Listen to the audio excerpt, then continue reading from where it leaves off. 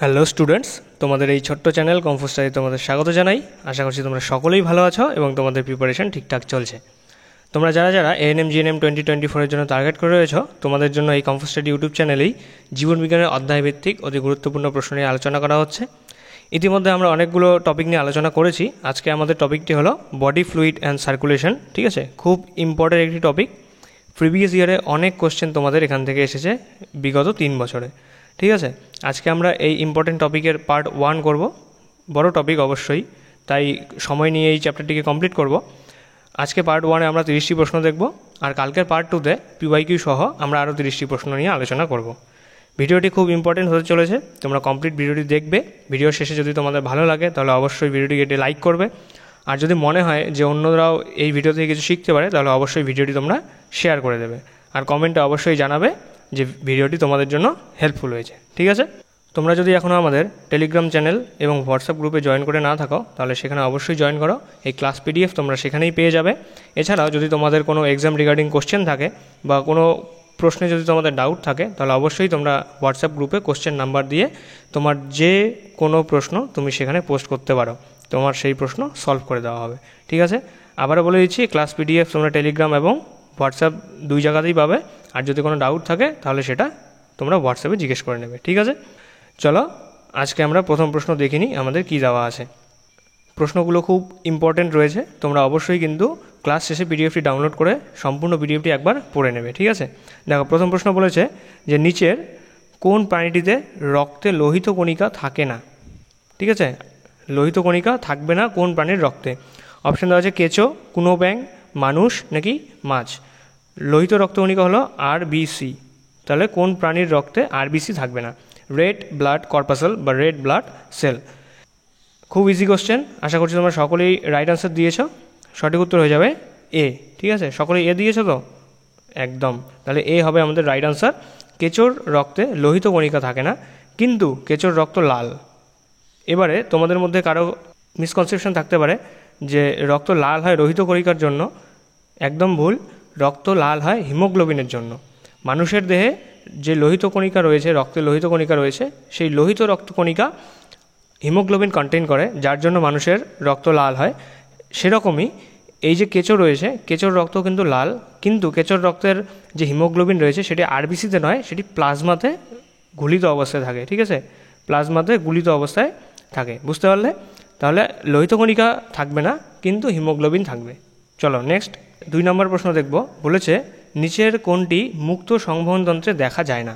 মুক্ত সংবহনতন্ত্র, বদ্ধ সংবহনতন্ত্র কি সেটা আগে দেখে নিব, তারপরে এই কোশ্চেনের আনসার বের করব।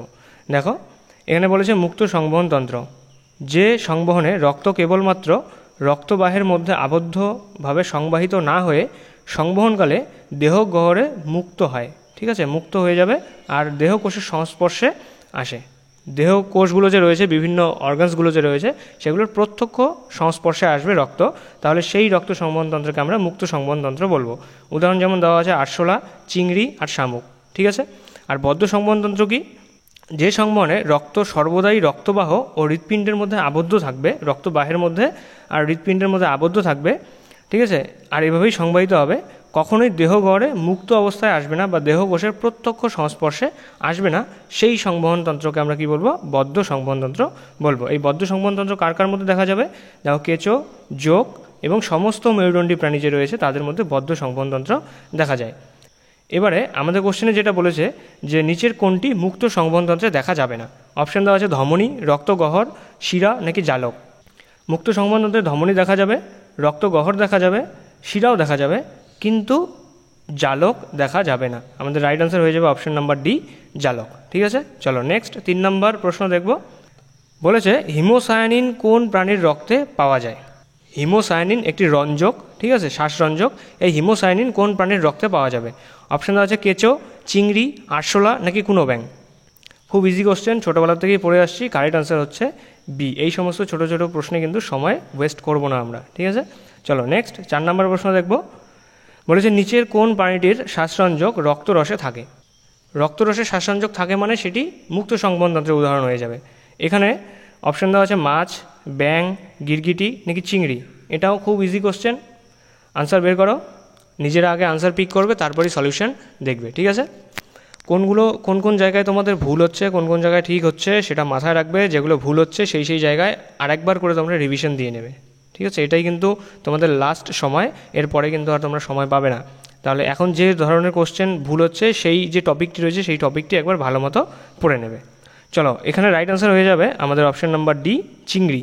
চিংড়ির মধ্যে হিমোসায়ানিন দেখা যায়, আর এই হিমোসায়ানিন শ্বাসরঞ্জকটি রক্তরসে থাকে, ঠিক আছে?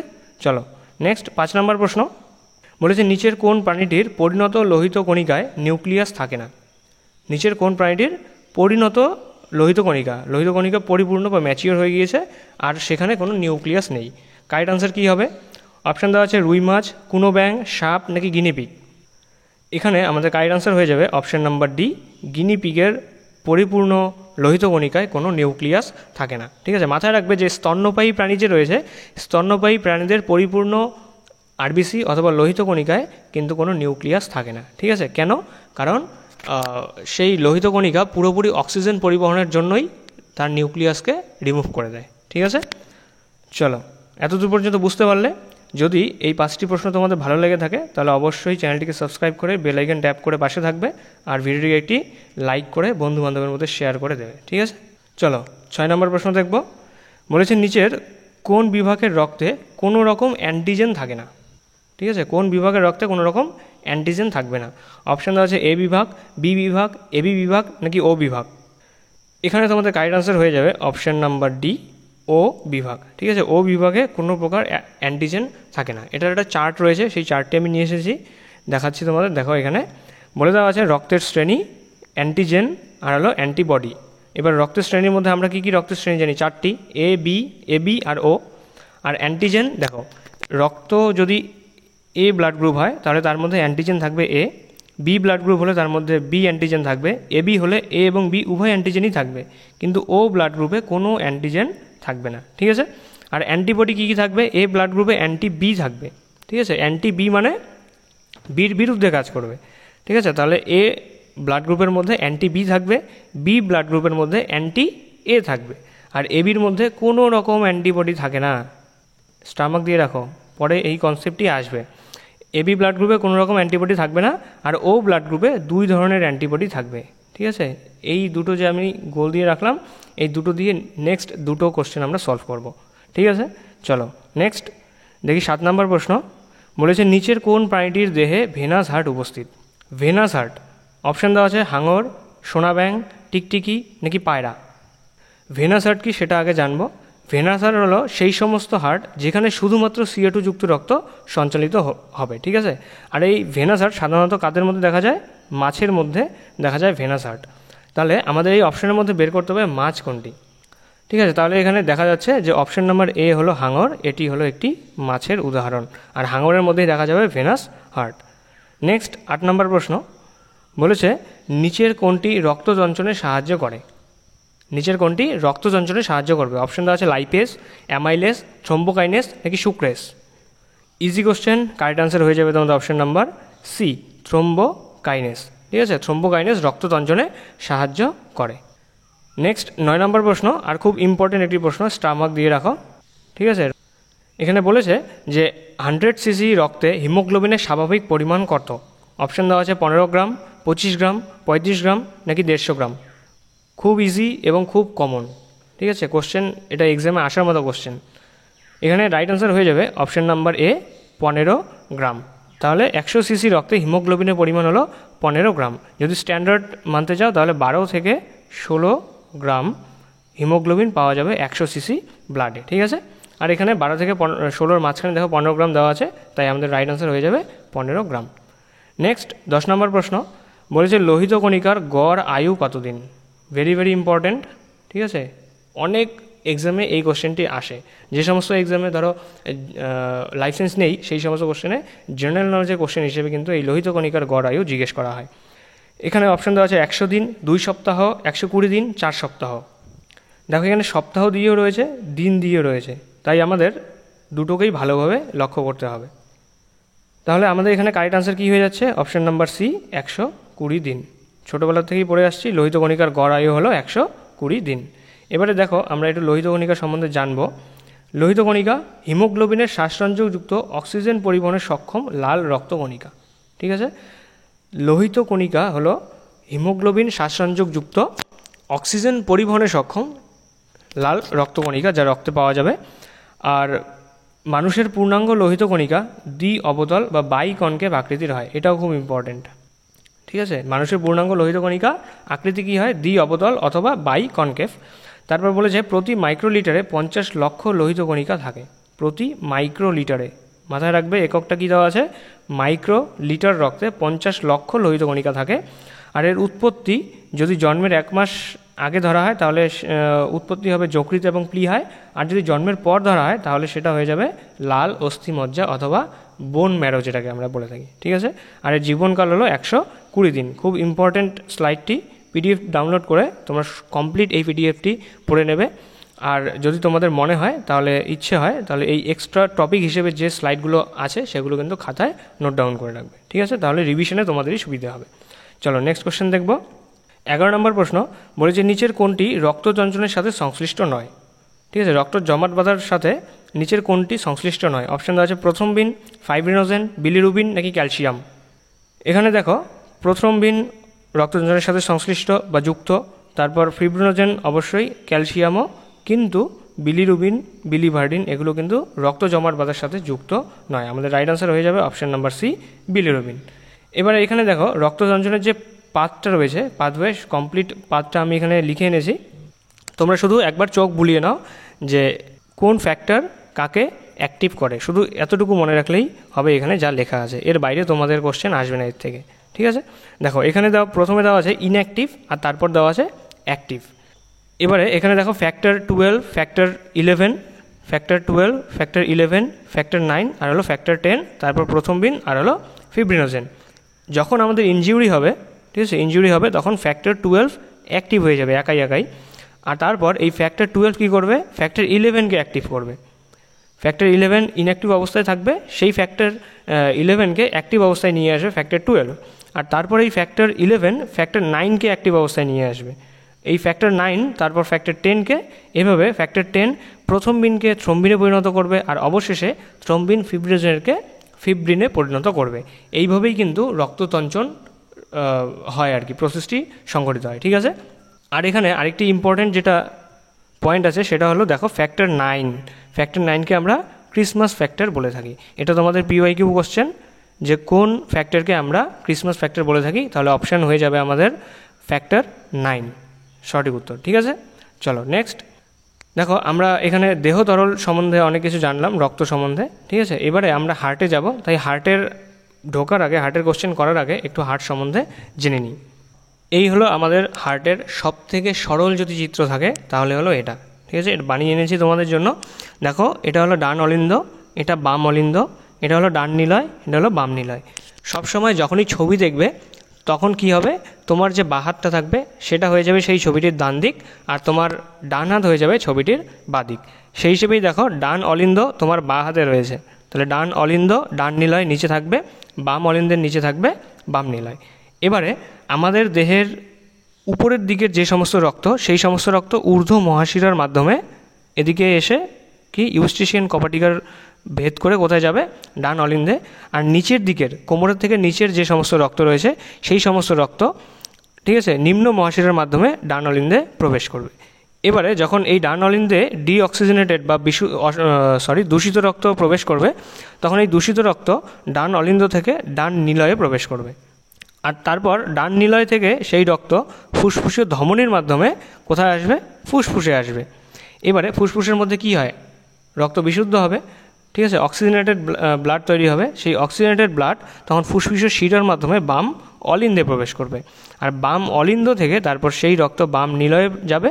আর অবশেষে বাম নিলয় থেকে সেই রক্ত মহাধমনী বা অ্যাওর্টার মাধ্যমে কোথায়? সারা দেহে ছড়িয়ে পড়বে। এটা হলো আমাদের দেহ থেকে হার্ট, হার্ট থেকে ফুসফুস, ফুসফুস থেকে আবার হার্ট, আর হার্ট থেকে আবার দেহ কোষে রক্তের সঞ্চালন। ঠিক আছে, প্রথমে ঊর্ধ্ব মহাশিরা নিম্ন মহাশিরা থেকে রক্ত ঢুকবে ডান অলিন্দে, ডান অলিন্দ থেকে ডান নিলয়, ডান নিলয় থেকে ফুসফুসীয় ধমনির মাধ্যমে যাবে ফুসফুসে, ফুসফুস থেকে ফুসফুসের শিরার মাধ্যমে বাম অলিন্দে আসবে, তারপর বাম অলিন্দ থেকে বাম নিলয়, আর অবশেষে বাম নিলয় থেকে মহাধমনির মাধ্যমে সারা দেহে ছড়িয়ে পড়বে। ঠিক আছে, এবার এখানে আরও ইম্পর্ট্যান্ট যে পয়েন্টগুলো রয়েছে সেটা হলো ঊর্ধ্ব মহাশিরা নিম্ন মহাশিরার মাঝে যে আমরা কপাটিকাটি দেখতে পারি সেটি হলো ইউস্টেশিয়ান কপাটিকা গেল।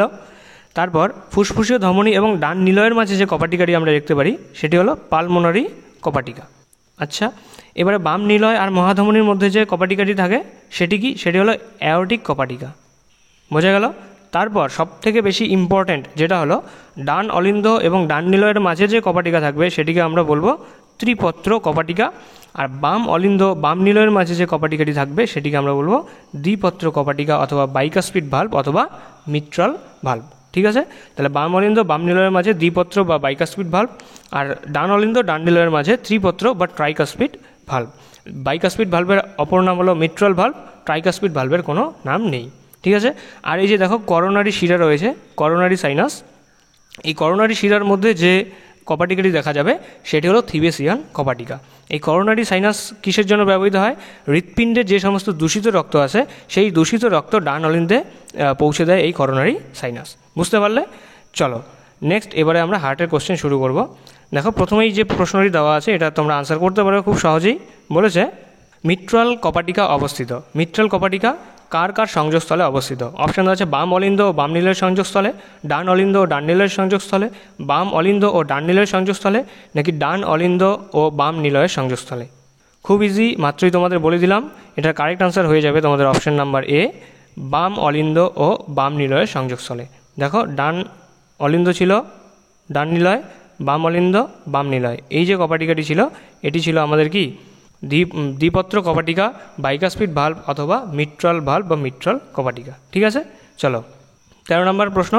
কোশ্চেনগুলো ইজি লাগছে তোমাদের, আশা করছি তোমরা কোশ্চেনগুলো আনসার করতে পারছো। যারা যারা করতে পারছো না তারা অবশ্যই কিন্তু ক্লাস শেষে এই হার্ট আর রক্ত এই চ্যাপ্টারটি আবার ভালো মতো পড়ে নেবে। ঠিক আছে, দেখো তারপর 13 নম্বর প্রশ্ন বলেছে নিচের কোনটিতে বিশুদ্ধ রক্ত প্রবাহিত হয়?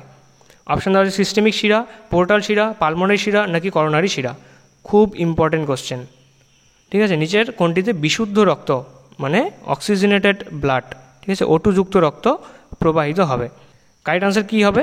অপশান নাম্বার সি, পালমোনারি শিরা। এগুলোকে পালমোনারি শিরা আর পালমোনারি ধমনীকে আমরা এক্সেপশন হিসেবেও কিন্তু ধরি। আমরা সাধারণত জানি যে ধমনী বিশুদ্ধ রক্ত পরিবাহিত করে আর শিরা দূষিত রক্ত, কিন্তু এক্ষেত্রে এক্সেপশন দেখা যায় যে পালমোনারি শিরা বিশুদ্ধ রক্ত পরিবাহিত করছে আর পালমোনারি ধমনী হলো দূষিত রক্ত পরিবাহিত করছে। ঠিক আছে, চলো নেক্সট 14 নম্বর প্রশ্ন বলেছে অ্যালার্জি প্রতিরোধ করে কোন শ্বেত কণিকা?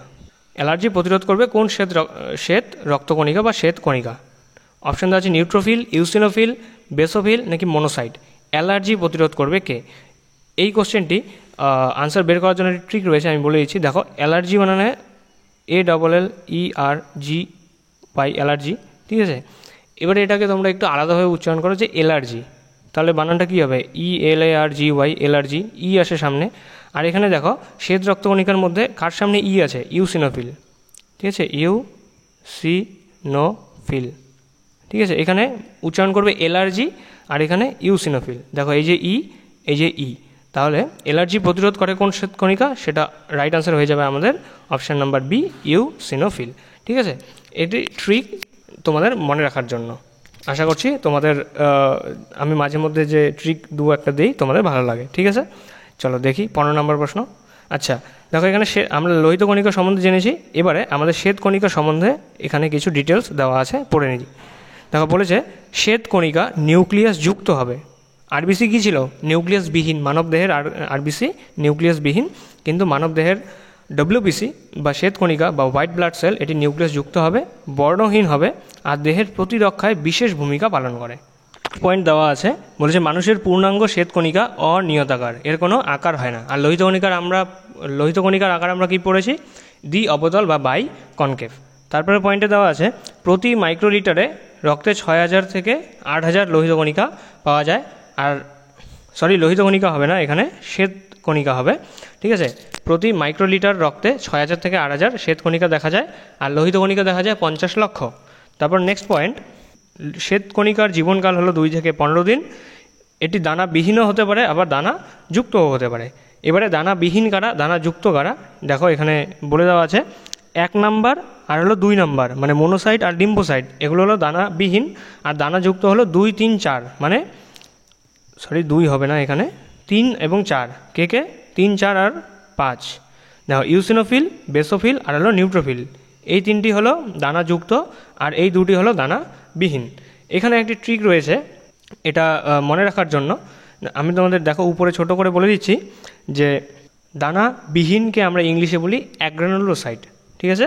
তাহলে এভাবে মাথায় রাখবে MLA, MLA দিয়ে মনে রাখবে যে এই A ফর অ্যাগ্রানুলোসাইট আর M for monocyte, L for lymphocyte. তাহলে MLA দিয়ে মাথায় রাখবে যে এতে হলো দানাবিহীন বা অ্যাগ্রানুলোসাইট, আর এমতে হলো মনোসাইট, এলতে হলো লিম্ফোসাইট।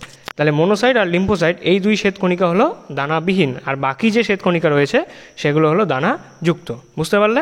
চলো, তাহলে এই স্লাইডটি কিন্তু তোমাদের জন্য খুব ইম্পর্টেন্ট। আর এখানে দেখো হেডফোন শেপের যে শ্বেতকণিকা সেটা হলো ইউসিনোফিল, আর এদের পার্সেন্টেজ নিচে দেওয়া আছে, সেটা তোমাদের মাথায় রাখতে হবে যে রক্তে কোন শ্বেতকণিকা সবথেকে বেশি পরিমাণে পাওয়া যায়, সেটা হলো নিউট্রোফিল, কত 60 থেকে 70%, আর তারপর হলো লিম্ফোসাইট, তারপর মনোসাইট, তারপর ইউসিনোফিল, আর সব শেষে পাওয়া যায় বেসোফিল। বেসোফিল সব থেকে কম পরিমাণে রক্তে পাওয়া যায়, ঠিক আছে? নেক্সট কোশ্চেন দেখো কী বলেছে রক্তের প্রোটিনবিহীন নাইট্রোজেন উপাদান হলো। অপশান দেওয়া আছে গ্লুকোজ, অ্যালবুমিন, ইউরিয়া, কোলেস্টেরল, এই সবগুলি রক্তে পাওয়া যাবে।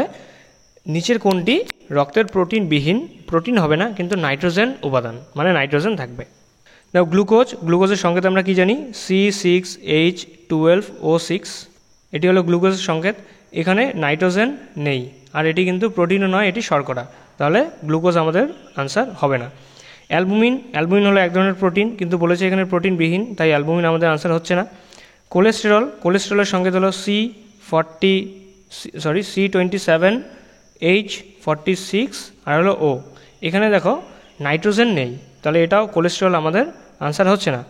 তাহলে আনসার আমাদের এমনি হয়ে যাচ্ছে অপশান নাম্বার সি, ইউরিয়া। ইউরিয়ার সংকেত কি? NH2CONH2, এটি হলো ইউরিয়ার সংকেত। এখানে দেখো নাইট্রোজেন রয়েছে, আর ইউরিয়া কিন্তু প্রোটিনবিহীন একটি উপাদান, তাই রাইট আনসার হবে কি? Option number C, urea. চলো নেক্সট 16 নম্বর প্রশ্ন বলেছে মানবদেহের হৃৎপিণ্ডের কোন প্রকোষ্ঠ থেকে অক্সিজেন সমৃদ্ধ রক্ত দেহের বিভিন্ন অংশে প্রেরিত হয়? মানবদেহের হৃৎপিণ্ডের কোন প্রকোষ্ঠ থেকে অক্সিজেন সমৃদ্ধ রক্ত, মানে অক্সিজেনযুক্ত রক্ত অর্থাৎ বিশুদ্ধ রক্ত দেহের বিভিন্ন অংশে প্রেরিত হবে? অপশান দেওয়া আছে ডান অলিন্দ, ডান নিলয়, বাম অলিন্দ নাকি বাম নিলয়। খুব ইম্পর্টেন্ট কোশ্চেন, তোমাদের এক্সামে এসেছে হয়তো। এই কোশ্চেনের রাইট আনসার হয়ে যাবে অপশান নাম্বার ডি, বাম নিলয়, ঠিক আছে? এখানে দেখো ডান অলিন্দ, ডান নিলয়, বাম অলিন্দ, বাম নিলয়, নিচেরটা হলো বাম নিলয়। এবারে ডান অলিন্দ থেকে রক্ত কোথায় আসবে? ডান নিলয়ে। ডান নিলয় থেকে রক্ত যাবে ফুসফুসে, ফুসফুস থেকে রক্ত আসবে বাম অলিন্দে, বাম অলিন্দ থেকে বাম নিলয়ে, আর তারপর বাম নিলয় থেকে রক্ত চলে যাবে কোথায়? দেহকোষে। তাহলে মানবদেহের হৃৎপিণ্ডের কোন প্রকোষ্ঠ থেকে অক্সিজেন সমৃদ্ধ রক্ত দেহের বিভিন্ন অংশে প্রেরিত হয়? সঠিক উত্তর হয়ে যাবে আমাদের বাম নিলয়। আর এই বাম নিলয় প্রকোষ্ঠটি সবথেকে বেশি পুরু থাকে, ঠিক আছে? বাকি 3টি প্রকোষ্ঠের থেকে এই বাম নিলয় প্রকোষ্ঠটি বেশি পুরু থাকে, কারণ এখানে প্রেশারের বেশি প্রয়োজন হয়। সারা দেহে রক্ত ছড়িয়ে দেওয়ার জন্য এই বাম নিলয়ে বেশি প্রেশারের প্রয়োজন হয়, তাই এই বাম নিলয় প্রকোষ্ঠটি কিন্তু সবথেকে বেশি পুরু হয়। চলো নেক্সট 17 নম্বর প্রশ্ন বলেছে কোন ধাতব মৌলটি হিমোগ্লোবিন অণু গঠনের প্রয়োজন? হিমোগ্লোবিন অণু গঠনের জন্য কোন ধাতব মৌলটি প্রয়োজন? অপশন দেওয়া আছে ম্যাগনেসিয়াম, লৌহ, পটাশিয়াম নাকি ক্যালসিয়াম। খুব ইম্পর্টেন্ট কোশ্চেন, আর এটার আনসার তোমরা সকলেই দিতে পারবে। কী হবে? রাইট আনসার হচ্ছে অপশন নাম্বার বি, লৌহ, ঠিক আছে? মানবদেহের হিমোগ্লোবিন গঠনের জন্য লৌহ বা লোহা বা Fe ধাতব মৌলটি প্রয়োজন। এবারে যদি তোমরা চাও যে হিমোগ্লোবিনের সংকেত কী সেটা জানার, তাহলে দেখো বলে দিচ্ছি C2952, H4464, N3248, O812, S8 আর হলো Fe4। দেখো এখানে ফর্মুলার মধ্যেই দেখা যাচ্ছে যে এই ফেরাস বা লৌহ ধাতব মৌলটি হিমোগ্লোবিনে উপস্থিত। তোমাদের এই ফর্মুলাটি মনে রাখতে হবে না, আমি শুধু এই ফেরাস দেখানোর জন্যই তোমাদের কমপ্লিট ফর্মুলাটা লিখে দিলাম, ঠিক আছে? তাহলে হিমোগ্লোবিন অণু গঠনে লৌহ ধাতব মৌলটি আমাদের প্রয়োজন। আর যদি বলে যে ক্লোরোফিল গঠনে, তাহলে তখন রাইট আনসার হয়ে যাবে ম্যাগনেসিয়াম। ক্লোরোফিল গঠনে ম্যাগনেসিয়াম ধাতব মৌলটি প্রয়োজন। নেক্সট 18 নম্বর প্রশ্ন বলেছে রক্তের শ্রেণীবিভাগ পদ্ধতি আবিষ্কার করেন। নিচের কোন বিজ্ঞানী রক্তের শ্রেণীবিভাগ পদ্ধতি আবিষ্কার করেন? অপশন আছে জেনার, ল্যান্ডস্টেইনার, হার্ভে নাকি উইনার। মনে রাখবে বিজ্ঞানী ল্যান্ডস্টেইনার কী করেছিলেন, আরবিসির সারফেসের উপরে অ্যান্টিজেন এ আর অ্যান্টিজেন বি এর উপস্থিতির উপর ভিত্তি করে তিনি রক্তের শ্রেণীবিভাগ করেছিলেন কি, এ, বি, ও। এই রক্ত শ্রেণীবিভাগ করেছিলেন কে, বিজ্ঞানী ল্যান্ডস্টেইনার। আর কিসের উপর ভিত্তি করে, আরবিসির বা রেড ব্লাড সেল অথবা লোহিত কণিকার সারফেসের উপরে অ্যান্টিজেন এ এবং অ্যান্টিজেন বি এর উপস্থিতির উপর ভিত্তি করে তিনি এবিও ব্লাড গ্রুপ আবিষ্কার করেছিলেন। চলো নেক্সট 19 নম্বর প্রশ্ন, বলেছে কোন বিভাগের রক্তে কোনো প্রকার অ্যান্টিবডি থাকে না? তোমাদের সেই যে স্লাইডটি দেখিয়েছিলাম সেই স্লাইডটিতে কোন বিভাগের রক্তে কোনো প্রকার অ্যান্টিবডি ছিল না। বলেছিলাম যে তোমাদের দুটো গোল দিয়ে দিয়েছিলাম যে এই দুটো গোল দিয়ে আমরা দুটো কোশ্চেন করব।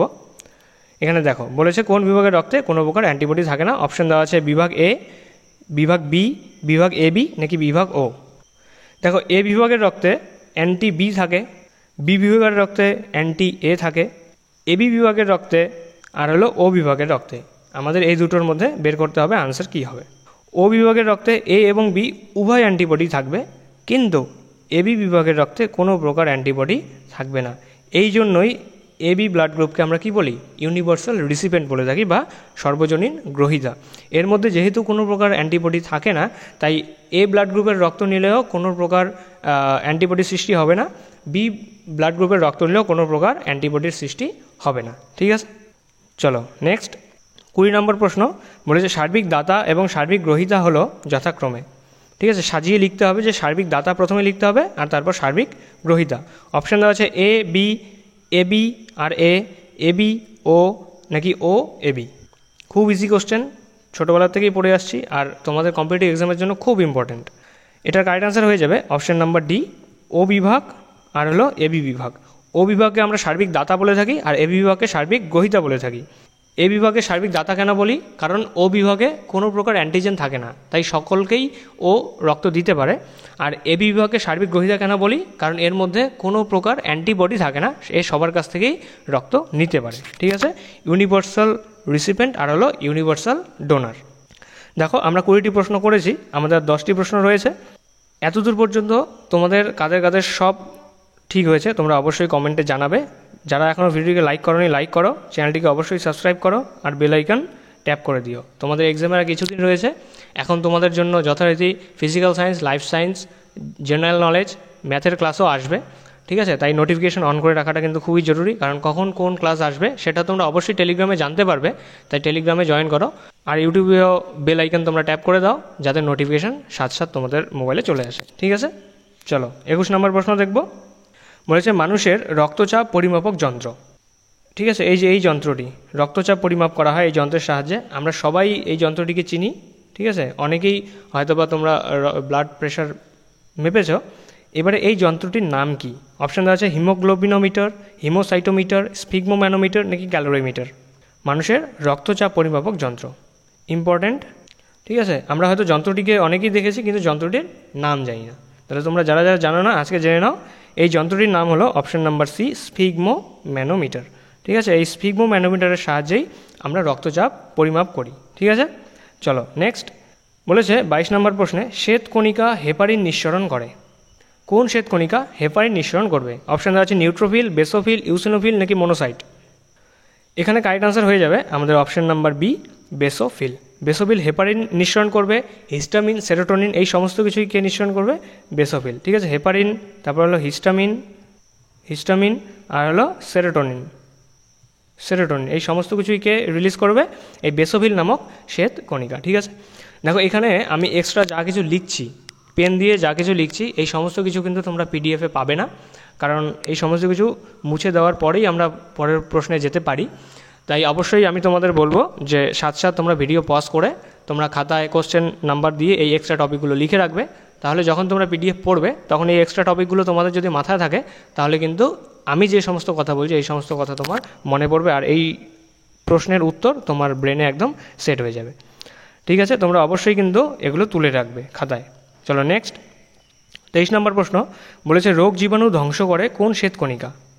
অপশান দেওয়া আছে বেসোফিল, লিম্ফোসাইট, ইউসিনোফিল নাকি নিউট্রোফিল। খুব ইম্পর্ট্যান্ট আর খুব ইজি কোশ্চেন। আজকের প্রশ্নে কিন্তু এরকম কোনো কোশ্চেন ছিল না যেগুলো খুব কঠিন, খুব ইজি কোশ্চেন, এগুলো আমরা ছোটোবেলার থেকে পড়ে আসছি। আমাদের 23 নম্বর প্রশ্নের রাইট আনসার হয়ে যাবে অপশন নাম্বার ডি, নিউট্রোফিল। ঠিক আছে, রোগ জীবাণু ধ্বংস করে কোন শ্বেতকণিকা, সেটা হলো নিউট্রোফিল। শুধু নিউট্রোফিল নয়, তার সাথে মোনোসাইট যে শ্বেতকণিকা রয়েছে, এই monocyte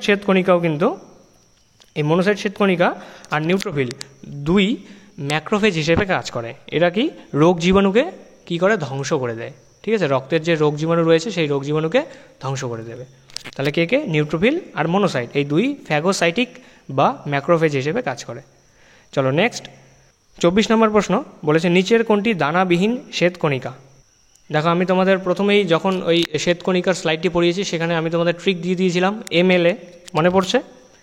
MLA, A for agranulocyte, M for monocyte আর L ফর লিম্ফোসাইট। ঠিক আছে, আর অ্যাগ্রানুলোসাইট মানে কি, দানাবিহীন। তাহলে আমাদের এখানে অপশন দেওয়া আছে নিউট্রোফিল, ইউসিনোফিল, লিম্ফোসাইট আর বেসোফিল। কারেক্ট আনসার কী হয়ে যাচ্ছে, মোনোসাইট অথবা লিম্ফোসাইট, এই দুইয়ের মধ্যে একটি। আমাদের এখানে অপশানে দেওয়া আছে কি, লিম্ফোসাইট। তাহলে রাইট আনসার হয়ে যাচ্ছে আমাদের অপশন নাম্বার সি, লিম্ফোসাইট হলো দানাবিহীন শ্বেতকণিকা অথবা অ্যাগ্রানুলোসাইট। ঠিক আছে, চলো নেক্সট 25 নম্বর প্রশ্ন। খুব শীঘ্রই আমাদের ক্লাস শেষ হবে, আর 5টি মাত্র প্রশ্ন রয়েছে। দেখো, মানুষের স্বাভাবিক হৃদস্পন্দনের হার প্রতি মিনিটে কত? অপশান আছে 16 বার, 72 বার, 144 বার নাকি 32 বার। রাইট আনসার হয়ে যাচ্ছে অপশন বি। এখানে সময় নষ্ট করব না, সকলেই জানি যে মানুষের স্বাভাবিক হৃদস্পন্দনের হার হলো প্রতি মিনিটে 72 বার। আর আমরা এই যে সাধারণ মানুষ যে শ্বাস নেয়, মিনিটে কতবার শ্বাস নেয় সেটাও আমাদের জেনে রাখাটা উচিত। সেটা হলো 15 থেকে 18 বার। ঠিক আছে, মিনিটে আমরা শ্বাস নেই 15 থেকে 18 বার। যদি তোমাদের এই কোশ্চেনটি আসে আর সেখানে যদি 16 অপশন দেওয়া থাকে তাহলে রাইট আনসার হয়ে যাবে 16। তাহলে স্বাভাবিক মানুষ শ্বাস নেয় মিনিটে 15 থেকে 18 বার অথবা 16 বার। ঠিক আছে, আর আমাদের হৃদস্পন্দন দুটি কিন্তু এক জিনিস নয়, শ্বাস নেওয়া আর হৃদস্পন্দন আলাদা আলাদা জিনিস। হৃদস্পন্দনের হার হলো প্রতি মিনিটে 72 বার, আর মানুষ শ্বাস নেয় 15 থেকে 18 বার। নেক্সট 26 নম্বর প্রশ্ন বলেছে ব্লাড ব্যাঙ্কে দাতার রক্ত তঞ্চিত না হতে দেওয়ার জন্য ব্যবহৃত হয়। ব্লাড ব্যাঙ্কে যে আমরা যে রক্ত ব্লাড ডোনেট করি, সেই রক্ত যাতে জমাট বেঁধে না যায় তার জন্য ব্লাড ব্যাঙ্কে কোন উপাদানটি এখানে ব্যবহার করা হয়। অপশান দেওয়া আছে sodium citrate, sodium glycolate, heparin নাকি সোডিয়াম টার্কোলেট। তো হেপারিন তো আমাদের রক্তে থাকে, ঠিক আছে, রক্তে অ্যান্টিকোয়াগুলেন্ট হিসেবে কাজ করে। হেপারিন আনসার হচ্ছে না। এখানে কোন কেমিক্যাল সাবস্টেন্সটি আমরা ব্যবহার করে থাকি? রাইট আনসার হবে আমাদের অপশান এ, সোডিয়াম সাইট্রেট। তাহলে ব্লাড ব্যাঙ্কে যাতে রক্ত জমাট না বাঁধে সেই জন্য আমরা সোডিয়াম সাইট্রেট ব্যবহার করে থাকি। আর মানবদেহে স্বাভাবিক রক্তে, ঠিক আছে, এই হেপারিন থাকে, যার জন্যই রক্ত ভেতরে জমাট বাঁধতে পারে না। তাহলে দুটোই, সোডিয়াম সাইট্রেট আর হেপারিন, দুটোই অ্যান্টিকোয়াগুলেন্ট। ঠিক আছে, চলো নেক্সট 27 নম্বর প্রশ্নে বলেছে হৃৎপিণ্ডের আবরণীর নাম কি। এটি তোমাদের আগেও হয়েছে, জিকের কোশ্চেন হিসেবে এই কোশ্চেনটি খুব ইম্পর্টেন্ট। হৃৎপিণ্ডের আবরণীর নাম কি? অপশান আছে পেরিটোনিয়াম, প্লিউরা, পেরিকার্ডিয়াম নাকি মেনিনজেস। রাইট আনসার হয়ে যাচ্ছে অপশান নাম্বার সি, পেরিকার্ডিয়াম। তোমরা অনেকবার এই কোশ্চেনটি করেছো, এখানে সময় নষ্ট করবো না। নেক্সট কোশ্চেন দেখবো কি আছে। বলেছে লসিকা দেখতে বর্ণহীন কারণ লসিকার কোনো কালার থাকে না। ঠিক আছে, কোনো বর্ণ নেই। কেন? কারণ এর মধ্যে ডব্লিউবিসি থাকে, এর মধ্যে ডব্লিউবিসি থাকে না, এর মধ্যে আরবিসি থাকে না নাকি হিমোগ্লোবিন থাকে না। লসিকাতে ডব্লিউবিসি থাকে, ঠিক আছে, ডব্লিউবিসি থাকে না এটা ভুল। কিন্তু ডব্লিউবিসি থাকার জন্য যে এটি বর্ণহীন হয় তা কিন্তু নয়। কারেক্ট আনসার হচ্ছে আমাদের অপশন নাম্বার সি, আরবিসি থাকে না তাই লসিকা কী হয়, বর্ণহীন হয়। চলো নেক্সট 29 নম্বর প্রশ্ন বলেছে পার্কিনজি তন্তুর উপস্থিতি দেখা যায়। পার্কিনজি তন্তু কোথায় দেখা যাবে? অপশান আছে অলিন্দে, নিলয়ে, হৃৎপিণ্ডের সমগ্র অঞ্চলে নাকি সরেখ পেশিতে। কারেক্ট আনসার হয়ে যাচ্ছে আমাদের অপশান নাম্বার বি, নিলয়ে। পার্কিনজি তন্তু নিলয়ে দেখা যাবে। দেখো, এটা আমাদের রাইট অ্যাট্রিয়াম বা ডান অলিন্দ। ডান অলিন্দের একদম ডান দিকে কর্নারে পাওয়া যাবে সাইনো অ্যাট্রিয়াল নোট বা এসএ নোট। তারপর একটু নিচে দেখো বাঁদিকে পাওয়া যাবে অ্যাট্রিও ভেন্ট্রিকুলার নোট বা এভি নোট। তারপর সেখান থেকে এই যে দুটি যে নিলয় রয়েছে, দুটি নিলয়ের যে মাঝের অংশটি, সেই মাঝের অংশটিতে কি দেখা যাবে? এখানে বান্ডেল অফ হিস বা হিজের তন্তুসমূহ দেখা যাবে। আর তারপর সেই বান্ডেল অফ হিস দুই ভাগে ভাগ হয়ে দুই নিলয়ের দুই সাইডে চলে যাবে আর তৈরি করবে পার্কিনজি ফাইবার বা পুরকিনজি ফাইবার। তাহলে বা পুরকিনজি বা পার্কিনজি তন্তু। তাহলে এই পার্কিনজি তন্তু কোথায় দেখা যাবে? নিলয়ে দেখা যাবে। অলিন্দে কিন্তু পার্কিনজি তন্তু দেখা যায় না। ঠিক আছে, চলো নেক্সট দেখো, এই যে আমরা পার্কিনজি তন্তু পড়লাম, এই পার্কিনজি তন্তু কী? হৃৎপিণ্ডের যে সংযোগী কলাগুলো রয়েছে, ঠিক আছে, জাংশনাল টিস্যু, সেই জাংশনাল টিস্যু 4 ধরনের হয়। এক হলো এসএ নোড, তারপর এভি নোড, হিজের বান্ডেল, আর হলো পার্কিনজি তন্তু। এগুলি হলো হৃৎপিণ্ডের সংযোজী বা জাংশনাল টিস্যু। সবার প্রথম এসএ নোটে তোমার অ্যাকশন পোটেনশিয়াল জেনারেট হবে, ঠিক আছে, হৃৎস্পন্দন তৈরি হবে। তারপর সেখান থেকে আসবে এভি নোটে, এভি নোট থেকে হিজের বান্ডেলে, আর হিজের বান্ডেল থেকে অবশেষে পার্কিনজি তন্তুতে হৃৎস্পন্দন যাবে, ঠিক আছে। সবথেকে বেশি হৃৎস্পন্দন তৈরি করে কে? SA note. কত? 70 থেকে 75 বার, ঠিক আছে। তারপর ধীরে ধীরে ধীরে ধীরে ক্ষমতা কমে যায়। সবথেকে বেশি হৃৎস্পন্দন তৈরি করার ক্ষমতা হলো এসএ নোটের। আর এই জন্যই কিন্তু আমরা এসএ নোটকে কী বলি? পেসমেকার বলে থাকি। কারণ এই এসএ নোট, এভি নোট, হিজের বান্ডেল আর পার্কিনজি তন্তুর যে ছন্দ আছে সেই ছন্দকে কন্ট্রোল করে, ঠিক আছে। এর জন্য এসএ নোটকে ছন্দ নিয়ামক অথবা পেসমেকার বলা হয়। চলো নেক্সট কোশ্চেন দেখবো, এবং আজকের লাস্ট প্রশ্ন। তোমরা যদি এখনও চ্যানেলটিকে সাবস্ক্রাইব করে না থাকো, অবশ্যই চ্যানেলটিকে সাবস্ক্রাইব করো, ভিডিওটি এটি লাইক করে বন্ধুবান্ধবের মধ্যে শেয়ার করে দাও, ঠিক আছে। আজকের লাস্ট প্রশ্ন, 30 নম্বর প্রশ্ন দেখব। বলেছে মানুষের হৃৎস্পন্দন সৃষ্টি হয় কোথা থেকে? এসএ নোট থেকে, এভি নোট থেকে, পার্কিনজি তন্তু থেকে, নাকি হিজের বান্ডেল থেকে? মাত্রই বললাম, রাইট আনসার হবে আমাদের option number A, SA note থেকে। এসএ নোট থেকে হৃৎস্পন্দন সৃষ্টি হবে, তারপর ধীরে ধীরে ধীরে ধীরে এই হৃৎস্পন্দন পার্কিনজি তন্তু পর্যন্ত পৌঁছবে, ঠিক আছে। তাহলে এই ছিল আমাদের আজকের 30টি প্রশ্ন, খুব ইম্পর্টেন্ট 30টি প্রশ্ন। তোমরা এবারে টেলিগ্রাম চ্যানেলে যাবে, টেলিগ্রাম চ্যানেলে গিয়ে এই পিডিএফটি ডাউনলোড করবে। টেলিগ্রাম চ্যানেলের লিঙ্ক ডেসক্রিপশনে দেওয়াই রয়েছে, সেখান থেকে ডাউনলোড করে পুরো পিডিএফটি একবার পড়ে নেবে। আর অবশেষে তোমরা এখানে দেখতে পারবে শেষের স্লাইডে যে কানেক্ট উইথ আস স্লাইডটি রয়েছে। এই স্লাইডে আমাদের সমস্ত চ্যানেল এবং সমস্ত গ্রুপের লিঙ্ক এখানে দেওয়া আছে। তোমরা শুধু ক্লিক হেয়ারে ট্যাপ করলেই সরাসরি আমাদের সেই গ্রুপ অথবা পেজে চলে যেতে পারবে আর সহজেই যুক্ত হতে পারবে আমাদের সাথে। এরপর তোমরা হোয়াটসঅ্যাপে অথবা টেলিগ্রামের একটি ডিসকাশন গ্রুপ রয়েছে, সেই ডিসকাশন গ্রুপে তোমরা তোমাদের মধ্যে ডিসকাশন করতে পারো। এছাড়াও যদি তোমাদের কারো কোনো ডাউট থাকে টিচারদের সাথে শেয়ার করার মতো, তাহলে সেই সমস্ত ডাউটও তোমরা সেখানে পোস্ট করতে পারো। সেই ডাউটগুলো অবশ্যই সলভ করে দেওয়া হবে, ঠিক আছে। তাহলে আজকের ভিডিও এই পর্যন্তই। তোমরা যারা যারা ভিডিওটি এখনও দেখছো তোমাদের থ্যাংক ইউ। তোমরা এইভাবেই পরিশ্রম করে যাও, এইভাবে ক্লাসগুলো দেখতে যাও, দেখবে কোশ্চেন এখান থেকেই আসছে, ঠিক আছে। কোশ্চেন সব চেনা চেনা কোশ্চেন লাগবে তোমার এক্সামে। তাহলে আজকে এই পর্যন্তই রাখছি ভিডিওটি। আশা করছি তোমাদের ভিডিওটি ভালো লেগেছে। যদি ভিডিওটি ভালো লেগে থাকে তাহলে অবশ্যই চ্যানেলটিকে সাবস্ক্রাইব করে ভিডিওটি লাইক করে কমেন্টে অবশ্যই জানাবে যে হ্যাঁ ভিডিওটি হেল্পফুল হয়েছে। আর তোমাদের বন্ধুবান্ধব বা পরিবারের সদস্য যারা এএনএম জিএনএম 2024 জন্য প্রিপারেশন নিচ্ছে তাদের কাছে ভিডিওটি শেয়ার করে দেবে, তারাও যাতে এই ভিডিও থেকে কিছু শিখতে পারে। তাহলে দেখা হচ্ছে পরে আরেকটি ইম্পর্টেন্ট টপিকে, অর্থাৎ এই টপিকেরই সেকেন্ড পার্টে। ততদিনের জন্য বাই।